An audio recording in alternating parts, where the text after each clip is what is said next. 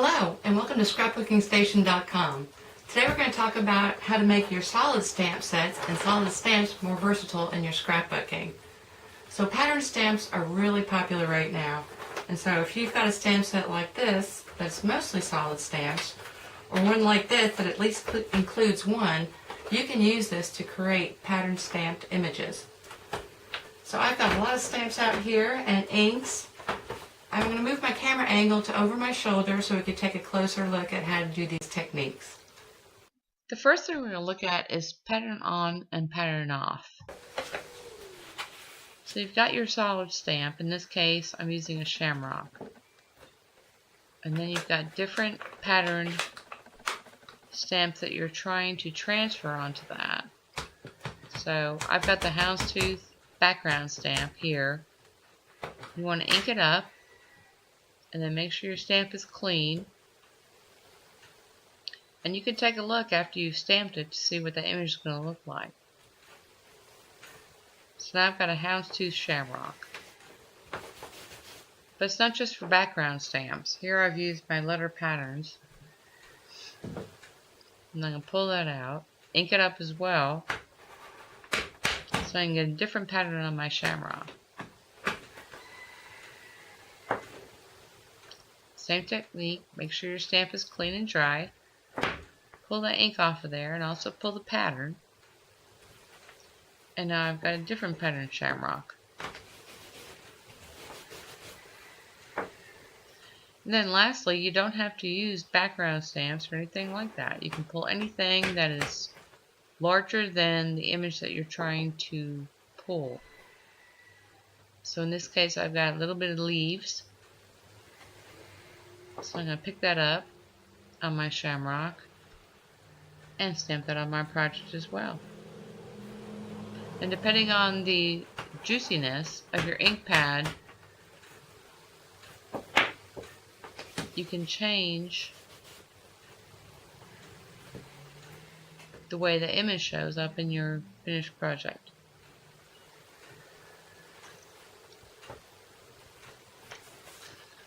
Okay, now I'm going to switch to taking ink off of your solid stamp.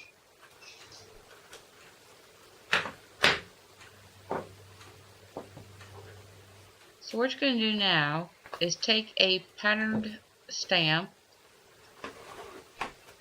ink up your solid, and then leave some ink on that pattern. So you want to stamp it one time again, make sure it's clean. And this way you can preserve the shape a little bit better. So if you're creating a border and shamrocks is more important to you than the actual pattern that showed up within the shamrock, this is a great technique.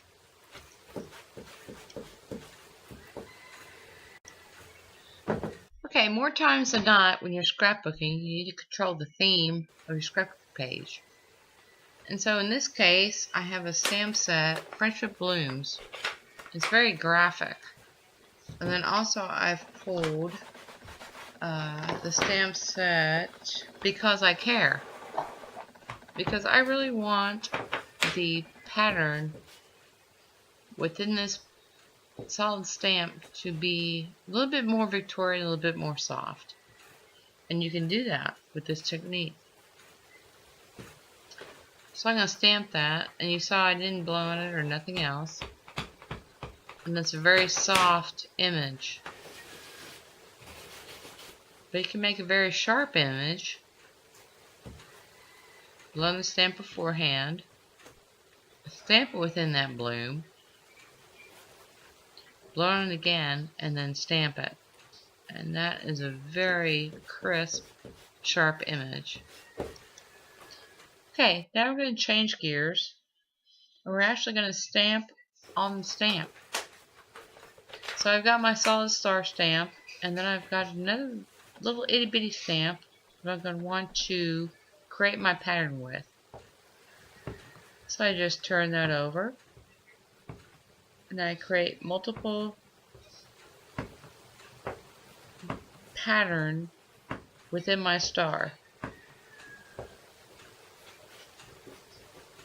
And this image turns out very crisp.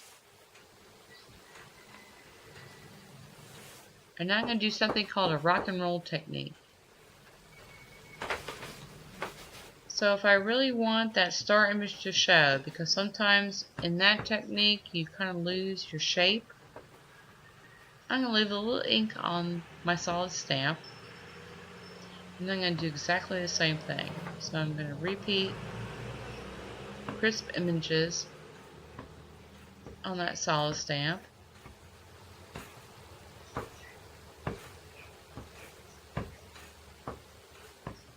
And you can see it. So I'm going to pull it off there and stamp it on and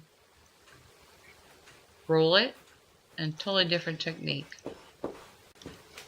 Okay, for this image we're going to do pretty much the same techniques but on a larger scale. A lot of times in scrapbooking you want to draw attention to either your journaling or create a mat for a photograph or a tag. And so then, now this large circle I actually was an innie from my Daydream Medallion set. And I do save innies and outies. So out of this set alone I got that large circle, smaller circle, and a loop.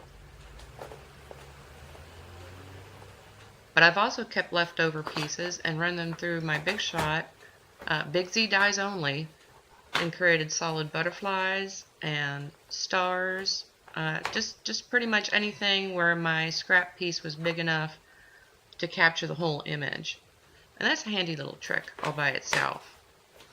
Okay, so in this case we're going to use 2 stamps, and I've got 2 little itty bitty hearts. And all I'm trying to do is, like for a scrapbook page, repeat a heart image.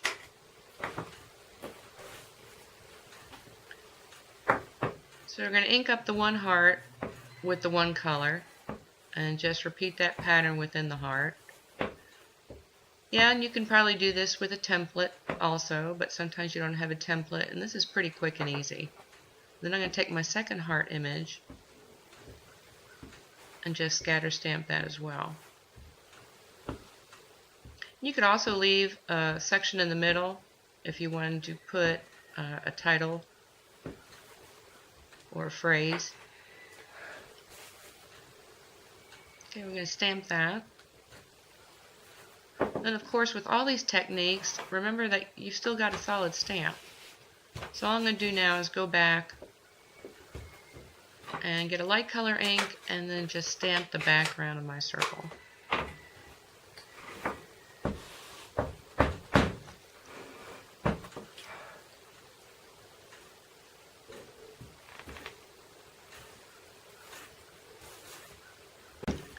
This last technique I'm going to share is probably more useful for scrapbookers than it is card makers.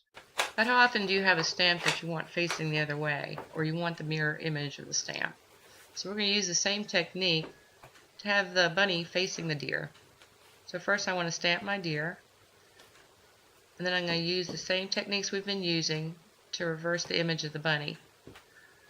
Now, a lot of times we have photographs and tags that you want to surround, so this is pretty handy. Now your second image won't be as crisp, and I recommend probably using a different color because the color also changes with that second stamp. But there I've got some dragonflies and then another bookend moose. So anyway, I hope you enjoyed watching and took away something with you that you can use in your scrapbooking. Just going to run through the different stamp images that we've made close up.